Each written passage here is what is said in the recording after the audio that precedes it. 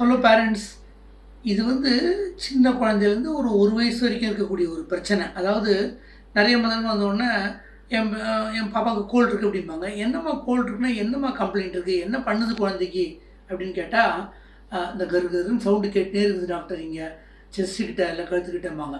நம்ம அங்கே ஸ்டெதோஸ்கோப் வச்சு பார்த்தா ஒன்றுமே இருக்காது, நார்மலாக இருக்கும். ஜுரம் இருக்குதா இல்லை, வாமிட்டிங் இருக்குதா இல்லை, ஃபீடிங் எடுத்துக்குது, யூரின் மோஷன் நார்மலாக போகுதா, நார்மலாக போகுது.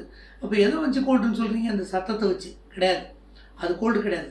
தொண்டையில் சுரக்கக்கூடிய நீர் கொஞ்சம் அதிகமாகும் பொழுது மூச்சுக்கோள் சின்னதாக இருக்கிறதுனால அந்த சவுண்டு கேட்குது.